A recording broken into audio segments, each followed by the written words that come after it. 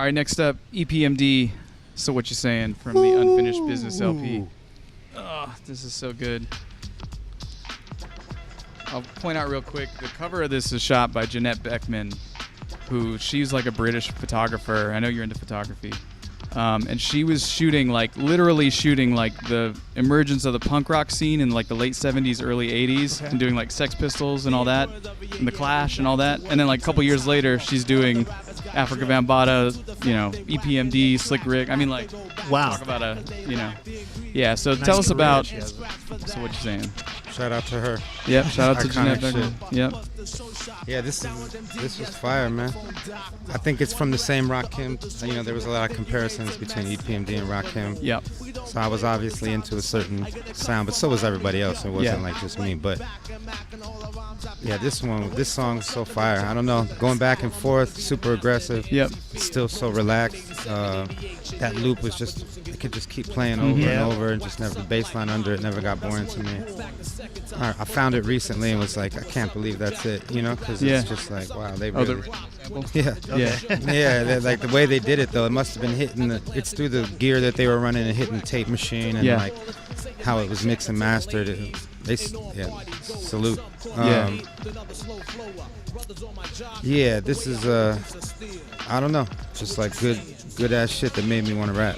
Actually, later worked with Erick Sermon on the Platform remix of or the remix of the Platform that Erick Sermon did. It's interesting you mentioned Rakim, because they actually say on here they say we sound like the R and the music is whack, you know.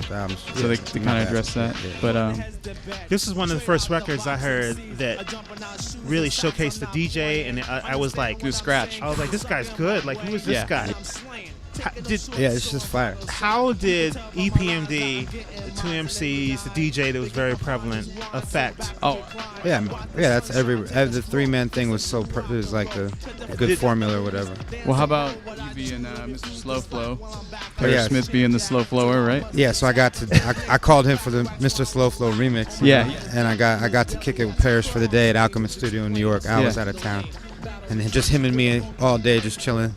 Yeah, I told him to say a line like put him in the yoke and snap his neck. I told him, can you say that on this shit? He was like, oh yeah. You know what I mean? He's like, oh tight. I was like, in his mind, it was like one thing less I got to worry about. You know what I mean? And so that was like my super experience. Yeah. So I got to work with them both differently. I would say my experience with PMD was doper because it wasn't as contrived. Like Erick Sermon was through the label.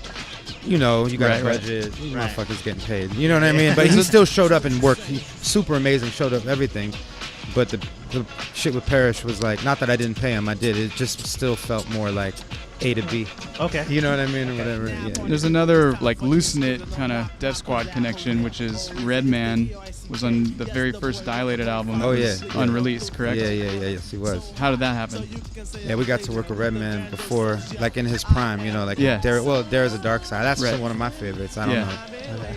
But yeah, we hooked up, drove. I had my mom's Ford Taurus, driving him around. Nice. And fun. Oh, this is good. We drove to a studio in LA. QD3 had to own the building, but it was way in the hood. Yeah.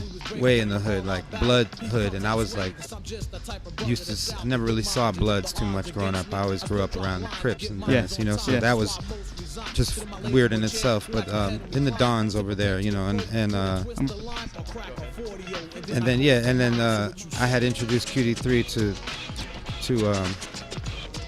at the time who was Kendall, who later became Redfoo. Right. You know, and so he had moved out to that same building, so he was in the hood too, in this real fucked up building. You know what I mean? But they had good studios in there. A lot of people went through there and recorded. Yeah. And so we brought Redman there. And when we were walking through the hallways, he was looking at us like, yo, because he came by himself, like, where the fuck are you taking me? Right. And so Redfoo recorded it, which was funny. That's great. And then it was a funny story. He was real like standoffish all day. Uh-huh. But Redfoo had his girlfriend there, and we all went in the other room. He opened up and like just started kicking it with her and like mad talkative, and like we had the door closed. We heard them like laughing in the other room. We were dying. You know, rappers are, when they were in their time, like, not that getting older doesn't mean you're not in your time, but like when you're in the league, the league, are different people than they are later on in their career. Yeah, when they've seen shit. You know what I'm saying? So it was funny to work with him at that time, not like last year. Right. You know what I mean? Yeah, and what was like, what's the fate of that record? That image was Imagery Battle Hymns. Yeah, I hope it just like it's like a demo basically. Yeah, now. it was a demo basically. Yeah, but it was signed to Immortal. Yeah, the next chapter. I remember that too. Yeah. All right, we're going too deep right now. EPMD. So what you saying?